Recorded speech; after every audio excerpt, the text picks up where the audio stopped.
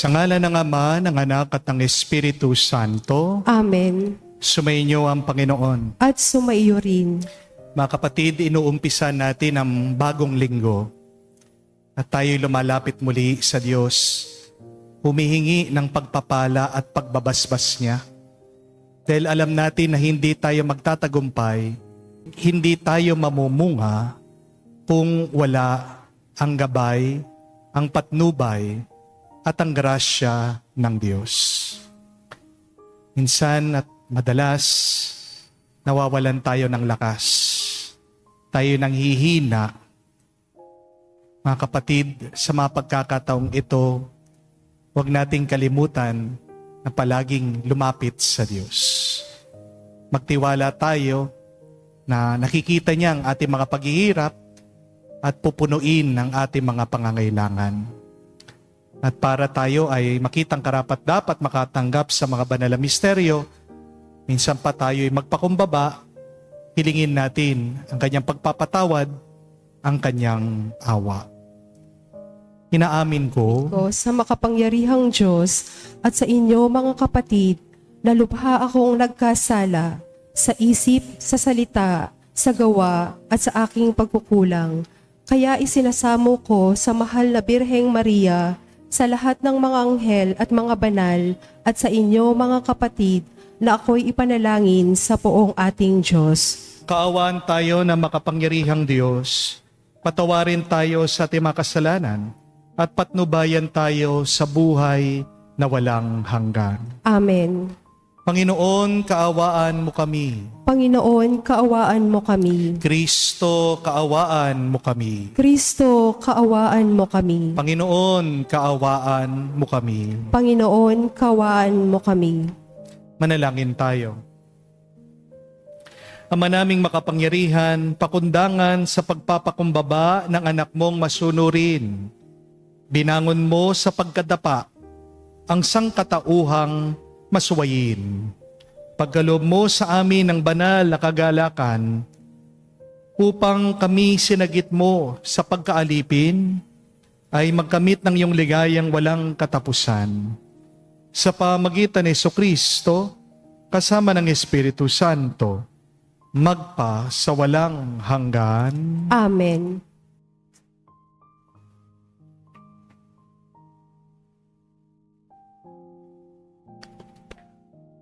Pagbasa mula sa aklat ng Henesis.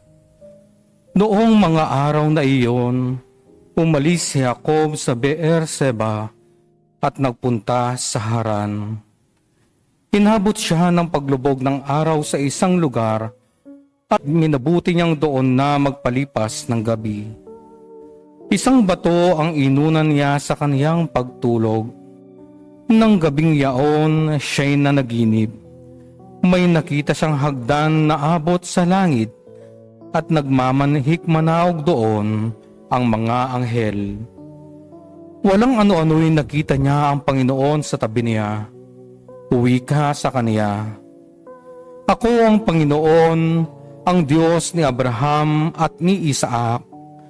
Ang lupang ito na iyong hinihigan ay ibibigay ko sa iyo at sa iyong lahi. Darami sila na parang alikabok sa lupa at malalaganapan nila ang 4 na sulok ng daigdig. Sa pamamagitan mo at ng iyong lahi, pagpapalain ng lahat ng bansa. Tandaan mo, susubaybayan kita at ipagtatanggol saan ka man magpunta at ibabalik kita sa lupaing ito. Hindi kita hihiwalayan hanggang sa matupad ang lahat ng sinabi ko sa iyo.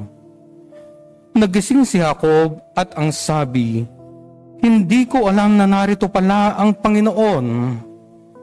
Nakakapangilabot ang lugar na ito. Ito ang bahay ng Diyos at pintuan ng kalangitan. Maagang gumising si Jacob ng umagang iyon. Kinuha niya ang inunang bato at itinayo bilang isang alaala. Binusan niya ito ng langis at itinalaga sa Diyos. Tinawag niyang Bethel ang lugar na yaon na dati tinatawag na Luz. Nangako si Jacob ng ganito, O Diyos, kung ako'y sasamahan ninyo at iingatan sa paglalakbay na ito, pagkakanit pararamtan at makakabalik na muli sa bahay ng aking ama. Kayo po ang magiging Diyos ko. Sasambahin kayo sa lugar na ito na pinagtayuan ko ng batoong alaalang ito, at iaalay ko sa inyo ang ikapu ng anumang ipinagkaloob ninyo sa akin. Ang salita ng Diyos. Salamat sa Diyos. Diyos kong tapat at totoo, ikaw lang ang pag-asa ko. Diyos kong tapat at totoo, ikaw lang ang pag-asa ko. Siyang naghahangad ng pagkupkop ng kataas-taasan at nananatili sa kalinga niyong makapangyarihan, makapagsasabi sa kanyang Panginoon, Buog ko tahanan, ikaw ang aking Diyos, ang Diyos na tangi kong pinagtiwalaan. Diyos kong tapat at totoo, ikaw lang ang pag-asa ko. Ika'y ililigtas niya sa panganib, sa umang nabitag, at kahit anumang mabigat na salot, di ka magdaranas. Lulukuban niya sa lilim ng kanyang malabay na pakpak.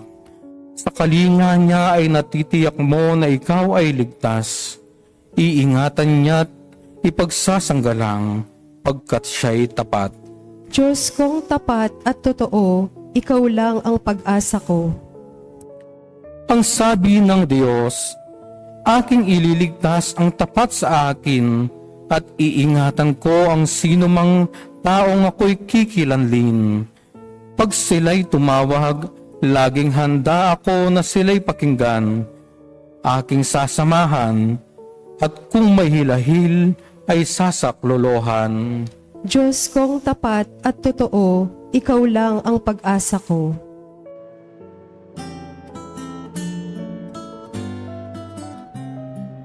Alleluia, alleluia, alleluia, alleluia, alleluia, alleluia, alleluia, alleluia, alleluia, alleluia, alleluia, alleluia. Si Kristo ay nagtagumpay, nalupig ang kamatayan, nagningning ang pagkabuhay. Aleluya, aleluya.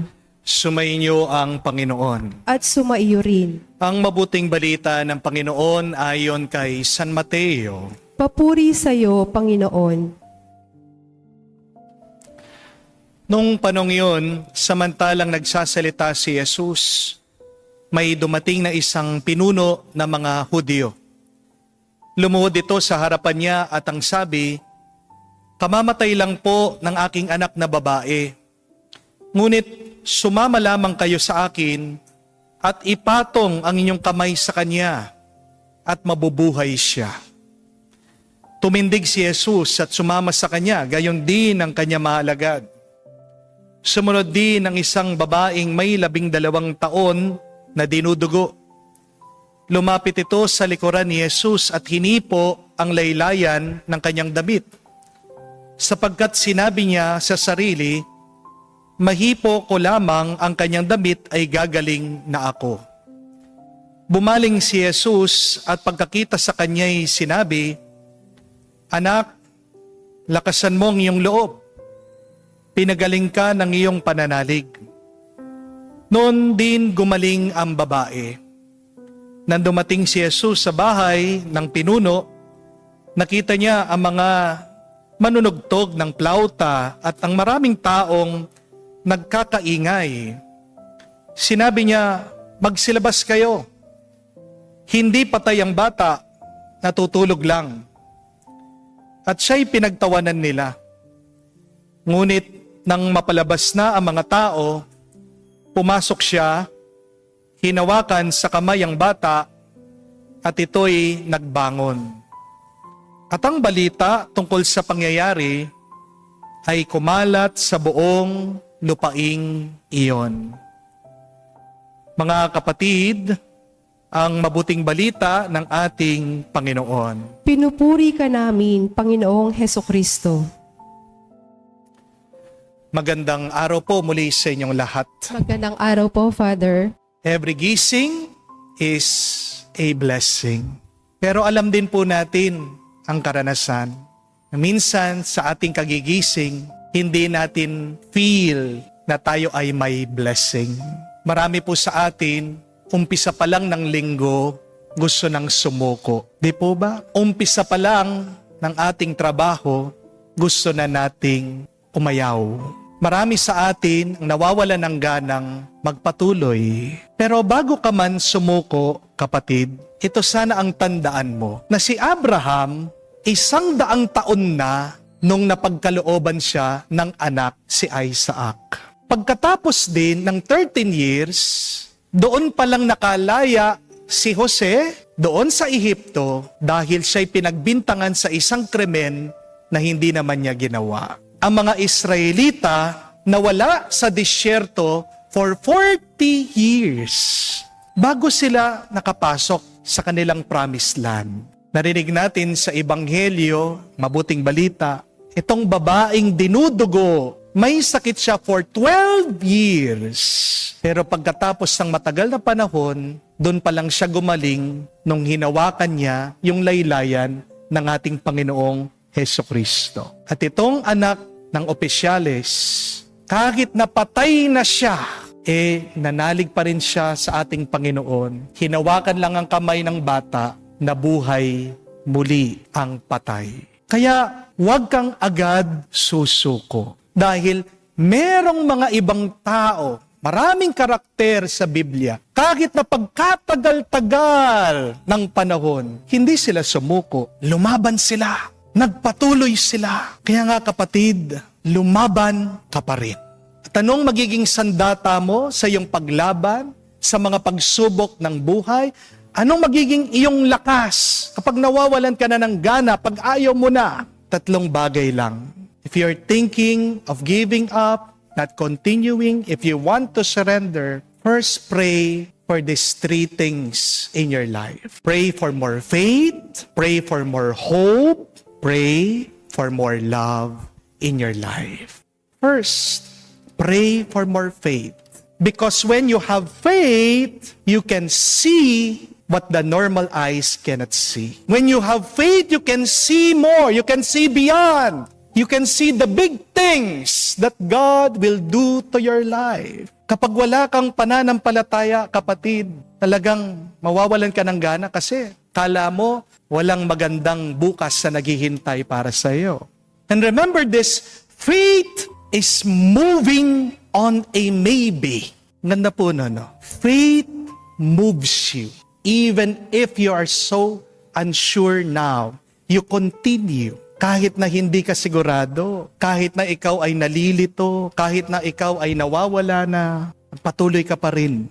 Kasi alam mo, hindi ka pababayaan ng Diyos. Ang tawag dyan, pananampalataya. Minsan, sabi po ni Albert Einstein, imagination is a sneak peek of the future. Kapag ginagamit mo ang iyong likhang isip, nasisilip mo kung anong mangyayari sa iyong kinabukasan. Because what your mind can conceive, what you believe in your heart, you shall achieve. Napakahalaga po nun.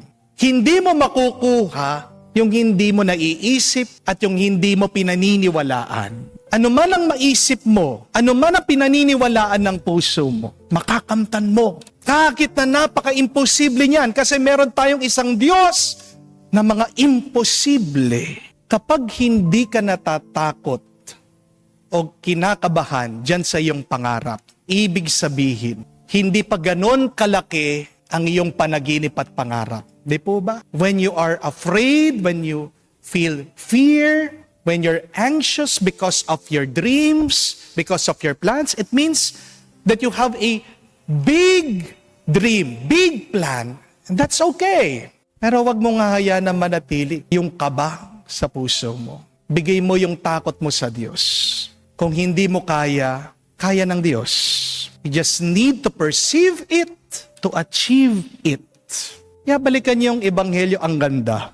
Ano yung nasa isip, puso ng babaeng dinudugo? Ang sabi niya, mahawakan ko lang yung laylayan ng damit niya, gagaling na ako. Diba? Yan yung nasa kanya. Nangyari sa kanya. At binalikan siya ng ating Panginoon, tinignan siya ni Jesus, sabi, huwag kang matakot. Mangyayari sa'yo yung hiling mo, yung ninanais mo. Nangyari nga. Tingnan nyo yung tatay ng batang namatay. Sabi ng ebanghelyo, kamatay-matay pa lang nung anak niya. Pero dumiretso pa rin siya, lumapit pa rin siya sa ating Panginoon. Sabi, Panginoon, patay na yung anak ko, pero puntahan nyo lang po siya, hawakan nyo lang po siya. Alam ko, siya'y mabubuhay. Look at the faith of that father. Naisip niya, pinaniniwalaan niya sa puso niya, nangyari, nakuha niya, binigay sa kanya. I think it is good to ask ourselves, what am I thinking? What do I believe in my heart? You achieve what you believe. Kaya nga, kung puro negatibo na lang yung naiisip mo, kung puro na lang sama ng loob ang meron sa'yo, talagang masama yung mararanasan, hindi po ba? Balik nyo ang inyong isip at puso sa Diyos para kayo ay pagpalain niya, para umapaw ang grasya muli ng Diyos sa inyong buhay. Kahit na hindi ka sigurado kung paano mangyayari, pero hinihiling mo pa rin at nananalig ka, mangyayari. Yan ang pananampalataya. Have faith and you will see more. Have faith and you will receive more. More than what is in front of you. But secondly, ask for more hope if you're ready to give up. Bago ka sumuko, umasa ka muna. And what is hope? Ano ba ang pag-asa? Di lang po yan yung sigarilyo, ha? Di lang po ang pag-asa yung nagsasabi kung may ulan, ha? But hope is the voice inside of us saying to us, you can do it. Everything is possible. Hope is saying to us, continue, move on, persevere, fight. Habang sinasabi po ng mundo na, wala na, suko ka na, talo ka na, kabaliktaran po sinasabi ng pag-asa. Kaya mo yan, pagpatuloy mo lang. At ang pag-asa, yan po ay ang ating Panginoong Jesucristo. Siyang boses na nasa isip natin. Siyang nararamdaman natin sa ating mga puso. Kung wala kang pag-asa, hindi ka nababangon sa kama. Di po ba? Pero bakit ba merong pag-asa? Kasi merong Diyos. At habang merong Diyos, may buhay at may lakas ka pa rin. Jesus, our hope, says to us, it's okay. You will be fine. One day, everything will fall into place. Jesus is saying to us, do not worry, keep on moving. I am with you always.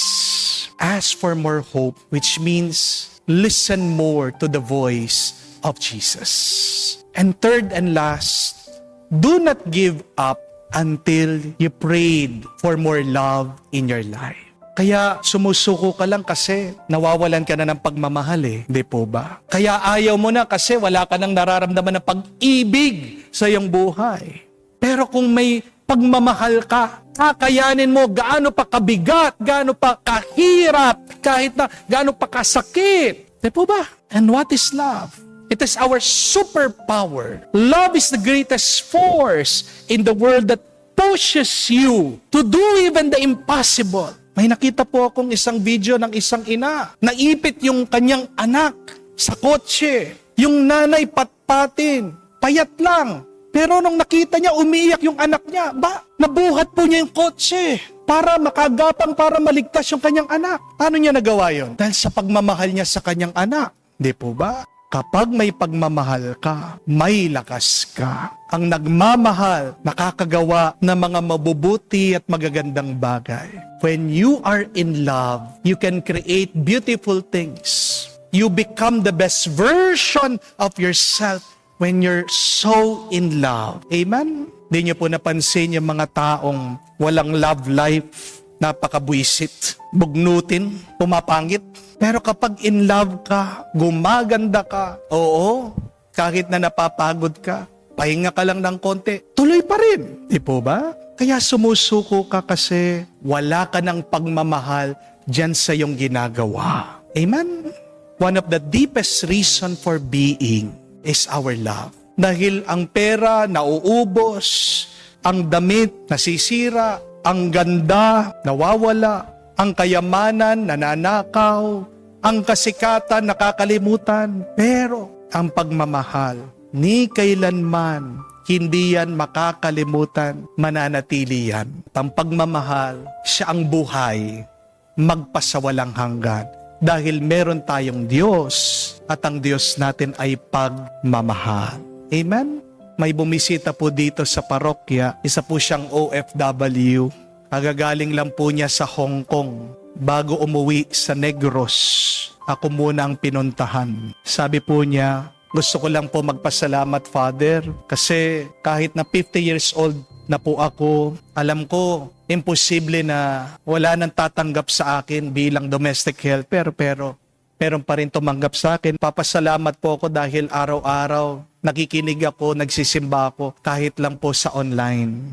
At napatanong po ako sa kanya, ano po yung ginagawa niyo? Alam ko pag nalulungkot kayo sa ibang bansa, anong ginagawa niyo para mawala yung inyong lungkot? Isa ba kayo doon sa mga Pilipino na pumupunta doon sa mga park kasama yung mga ibang domestic helper? Ang sagot po niya, hindi po, Father.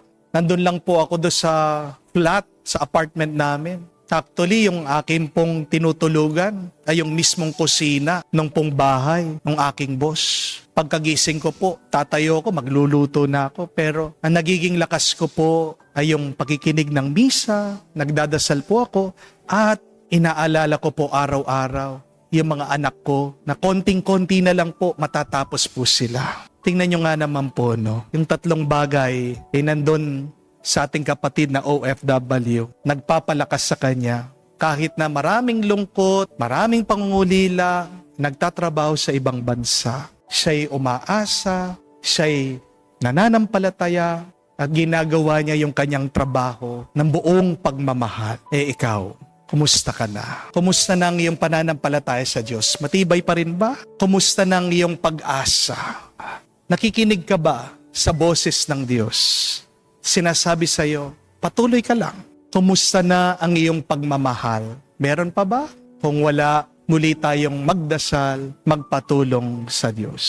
Huwag kang agad susuko. Lumaban ka. At bago ka lumaban, magdasal ka. Humingi ka ng sandata. Ang iyong pananampalataya, ang iyong pag-asa, at pagmamahal.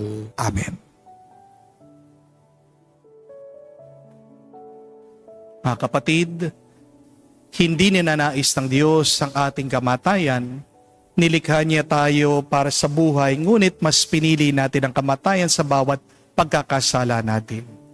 Si Kristong tagapagligtas ang nagbabalik sa atin sa buhay at lumalapit tayo sa Ama sa pamagitan niya. Ating sabihin, Panginoon, dinggin mo kami. Panginoon, dinggin mo kami. Ang simbahan naway maging tanda ng gawaing mapagpagaling ni Kristo sa pamamagitan ng pagmamalasakit sa mga may karamdaman sa katawan, isip at diwa. Manalangin tayo sa Panginoon. Panginoon, dinggin mo kami.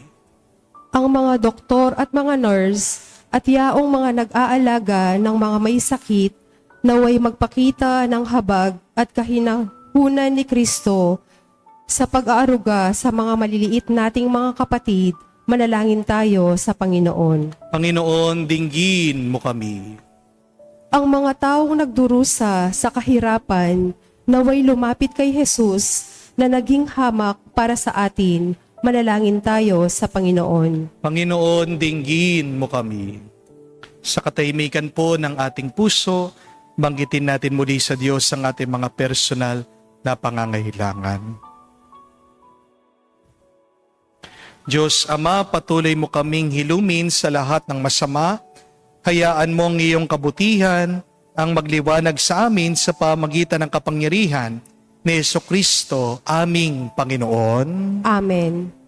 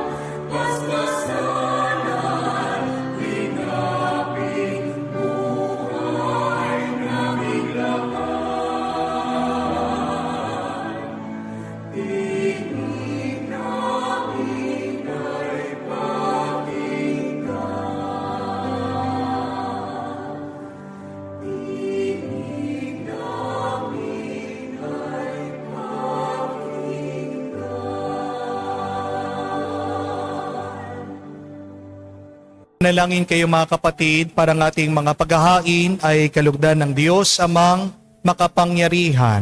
Tanggapin nawa ng Panginoon itong paghahain sa iyong mga kamay at kapurihan niya at karangalan sa ating kapakinabangan at sa buong sambayanan niyang banal. Ama naming lumikha, ang paghahain namin sa iyong ngalan ay siya nawa sa aming dumalisay, upang ito ay maging pagganap araw-araw ng aming paglipat sa buhay sa kalangitan.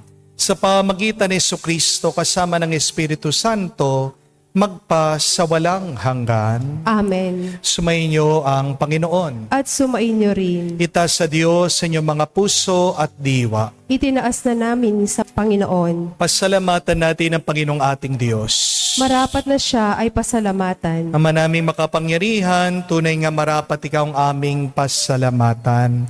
Sa pamagitan ni Jesucristo na aming Panginoon, hinalugod mo sa Kanya'y baguhin mabuti ang lahat at sa pamagitan niya aming tinatanggap ang iyong abot-abot na kaloob at paglingap.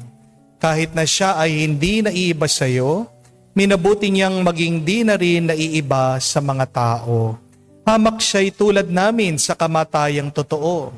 Nung inihain niya ang sarili niyang kami magkasundo mo, kaya naman iyong dinangal siya at iyong tinampok upang sa lahat siya'y manguna.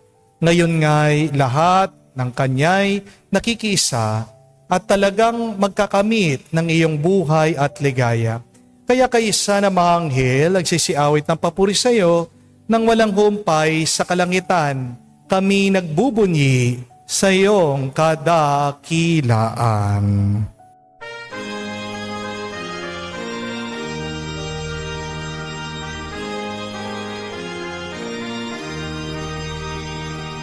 Santo, Santo, Santo, Panginoong Diyos ng mga hukbo.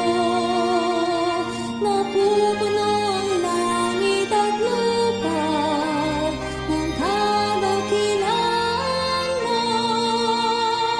Hosana sa kaitasan, pinagpalang na paninito sa ngalan ng Panginoon. Hosana sa kaitasan, Hosana sa kaitasan.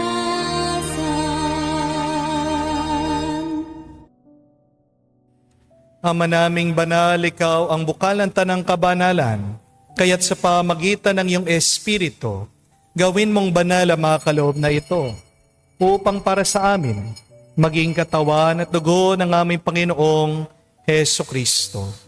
Bago niya pinagtiis ang kusang loob na maging handog, hinawakan niyang tinapay, pinasalamatan kanya, pinaghati-hati niya iyon, inabot sa kanya malagad at sinabi, "Tanggapin ninyong lahat ito at kanin. Ito ang aking katawan na ihahandog para sa inyo."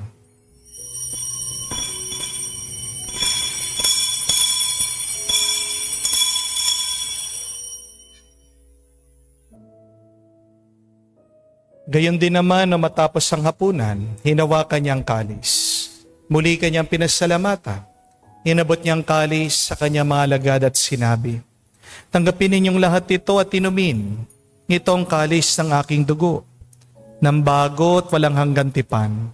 Ang aking dugo na ibubuhos para sa inyo at para sa lahat, sa ipagpapatawad ng mga kasalanan. Gawin ninyo ito sa pag-alaala sa akin."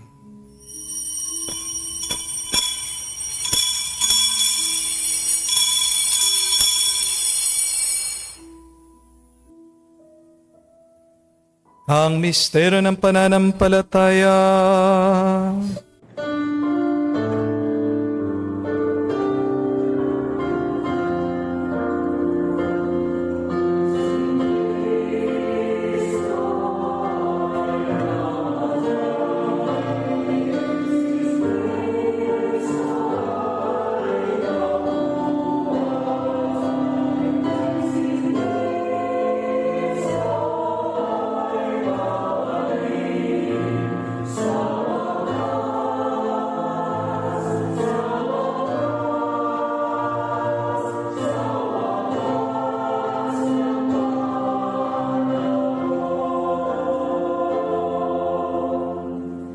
Ama, ginagawa namin ngayon ng pag-alaala sa pagkamatay muling pagkabuhay ng iyong anak. Kaya tinialay namin sa iyong tinapay nagbibigay buhay at ang kalis na nagkakalob ng kaligtasan. Kami nagpapasalamat dahil kami yung minarapat na tumayo sa harap mo para maglingkod sa iyo. Sinasamo namin kami magsalo-salo sa katawan at dugo ni Kristo ay mabuklod sa pagkakaisa sa pamagitan ng Espiritu Santo. Amalingapin mong iyong simbahan laganap sa buong daigdig. Puspusin mo kami sa pag-ibig. Kaisa ni Leon ang aming Santo Papa, si Florentino aming Arsobispo ng Tanang Kaparian. Alalahanin mo rin ang aming mga kapatid na nahimlay may pag-asang sila'y muling mabubuhay. Gayon din naman lahat ng mga pumanaw. Kawan mo't sila't patuloyin sa iyong kaliwanagan. Kawan mo't pagindapatin kaming lahat na makasalo sa iyong buhay na walang wakas. Kaisa na Mahala Birhen Maria, Ina ng Diyos. Kaisa ni San Jose, ang kanyang malwalhating esposo. Kaisa na mga apostol, lahat ng mga banal, na namuhay dito sa daigdig na kalugod-lugod sa iyo. May pagdiwang nawa namin ang pagpupuri sa kararangal mo sa pamagitan ng iyong anak aming Panginoong Heso Kristo. Sa pamamagitan ni Kristo, kasama niya at sa Kanya, ang lahat ng parangal at papuri ay sa iyo, Diyos Ama, makapangyarihan, kasama na Espiritu Santo, magpasawalang hanggan. Amen, Amen, Amen. Sa nakakagaling na utos sa turo ni Jesus sa Panginoon natin na Diyos, ipahayag natin ang lakas, loob.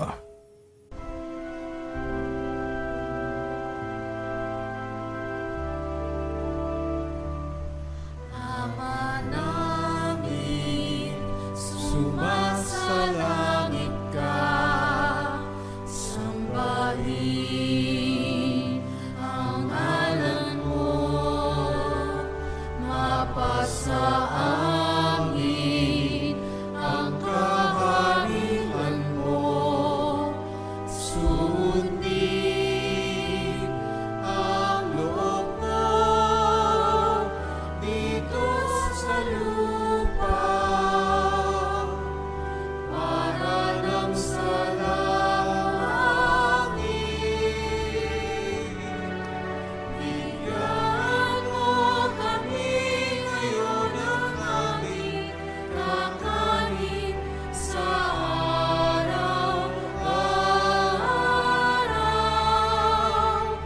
At patawarin mo kami sa aming mga sala para nang magpapatawad namin sa nagkakasala sa amin. At huwag mo kami ipahintulot sa tukso, at iadya mo kami sa lahat ng masama. Hinihiling namin kami adya sa lahat ng masama, pagkalooban ng kapayapaan araw-araw, ligtas sa kasalanan, hilayo sa lahat ng kapahamakan.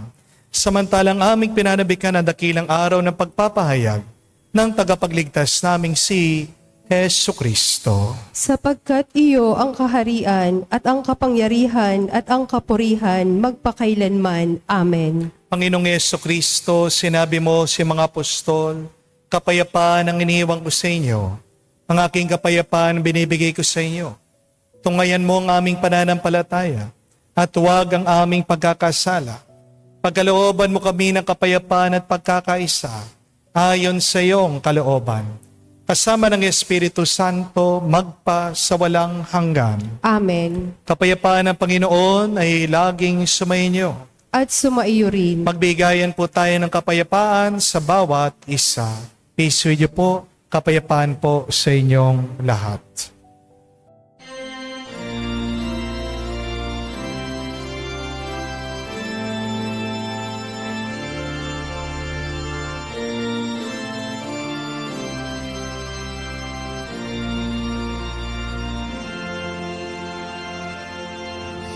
Kordero ng Diyos na nagalis ng mga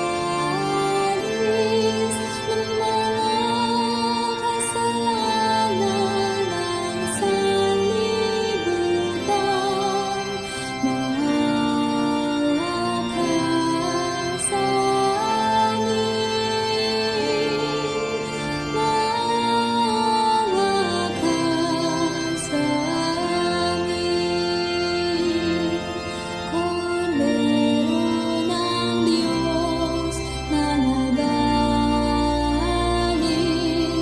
ng mga kasalanan ng sanlibutan, maawa ka sa amin. Kordero ng Diyos na nagalis ng mga kasalanan ng sanlibutan, ipagkaloob mo sa amin ang kapayapaan.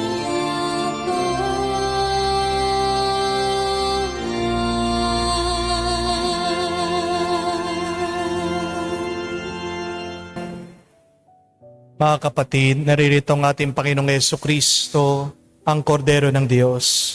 Siya nag-aalis sa mga kasalanan na sanlibutan. Mapalad tayo lumalapit sa piging ng Kordero. Panginoon, hindi ako karapat-dapat na magpatuloy sa iyo, ngunit sa isang salita mo lamang ay gagaling na ako.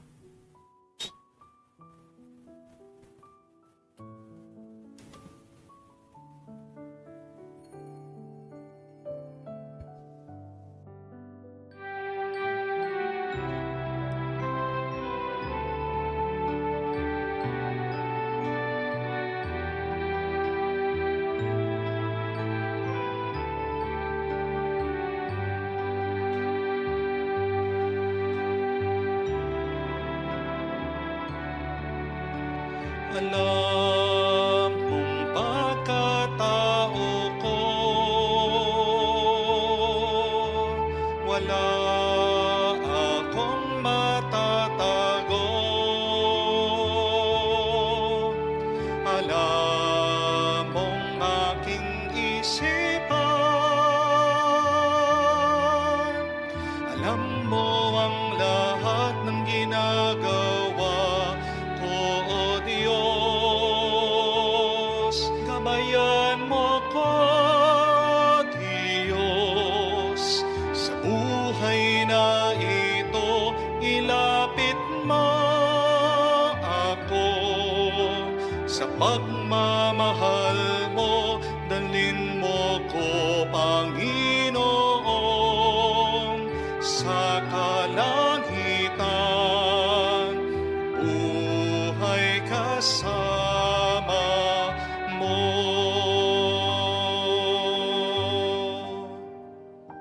Manalangin tayo. Ama naming mapagmahal, kami iyong pinapakinabangan, ay loobin mong laging lumingon sa pinanggalingan na tinanggap namin ngayon para pagsaluhan sa pamagitan ni Jesucristo kasama ng Espiritu Santo, magpa sa walang hanggan. Amen.